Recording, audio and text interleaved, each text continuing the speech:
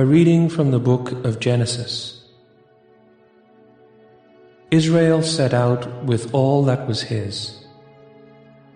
When he arrived at Beersheba, he offered sacrifices to the God of his father Isaac. There God, speaking to Israel in a vision by night, called, "Jacob, Jacob." He answered, "Here I am." Then he said, "I am God, the God of your father. Do not be afraid to go down to Egypt, for there I will make you a great nation. Not only will I go down to Egypt with you, I will also bring you back here, after Joseph has closed your eyes." So Jacob departed from Beersheba, and the sons of Israel put their father and their wives and children on the wagons that Pharaoh had sent for his transport. They took with them their livestock and the possessions they had acquired in the land of Canaan. Thus Jacob and all his descendants migrated to Egypt. His sons and his grandsons, his daughters and his granddaughters, all his descendants, he took with him to Egypt. Israel had sent Judah ahead to Joseph, so that he might meet him in Goshen. On his arrival in the region of Goshen, Joseph hitched the horses to his chariot and rode to meet his father Israel in Goshen. As soon as Joseph saw him, he flung himself on his neck and wept a long time in his arms. And Israel said to Joseph, "At last I can die, now that I have seen for myself that Joseph is still alive." The word of the Lord.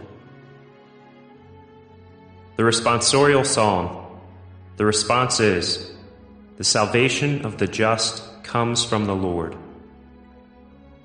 Trust in the Lord and do good, that you may dwell in the land and be fed in security. Take delight in the Lord, and he will grant you your heart's requests. The salvation of the just comes from the Lord. The Lord watches over the lives of the wholehearted. Their inheritance lasts forever. They are not put to shame in an evil time. In days of famine, they have plenty. The salvation of the just comes from the Lord. Turn from evil and do good, that you may abide forever. For the Lord loves what is right, and forsakes not his faithful ones. The salvation of the just comes from the Lord. The salvation of the just is from the Lord. He is their refuge in time of distress, and the Lord helps them and delivers them.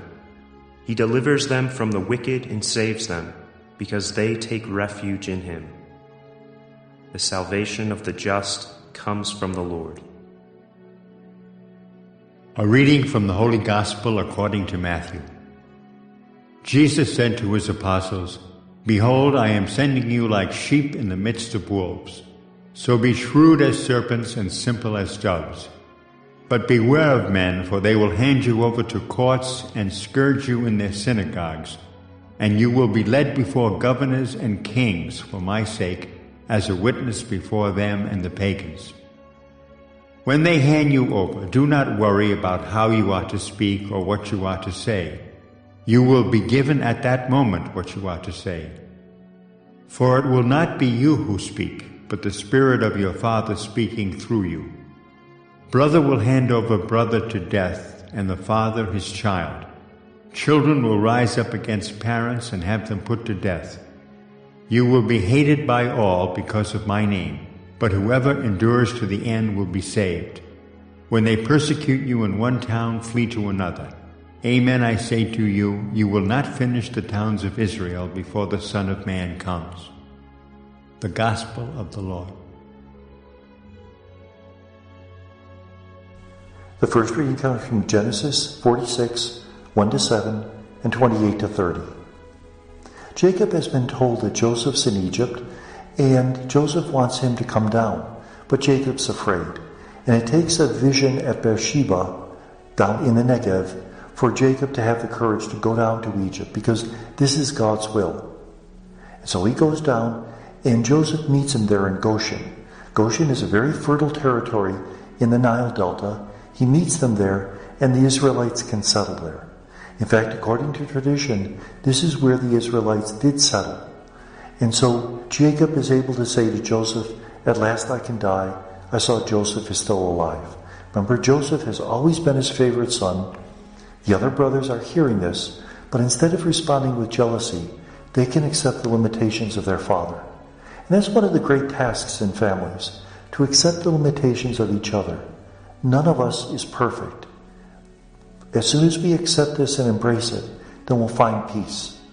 Until we embrace it, we'll become anxious because we'll want the other to be what we want them to be and not what they really are. The Gospel is from Matthew 10:16 to 23.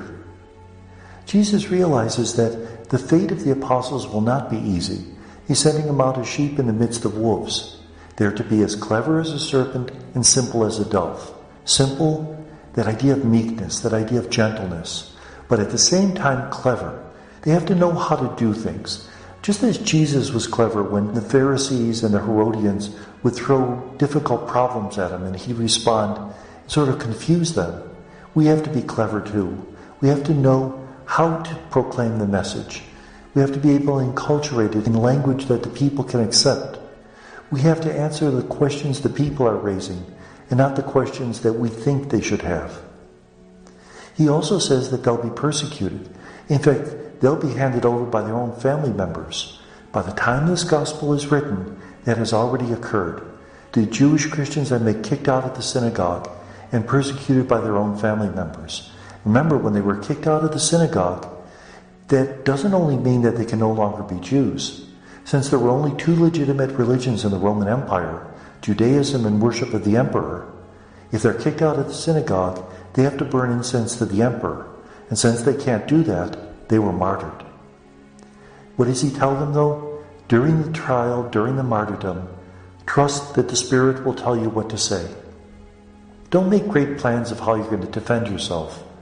Speak with gentleness, speak with transparency. You'll know what to say when the time comes. This is another example of how we trust in the providence of God. Remember yesterday we were told not to take gold or silver with us on the journey.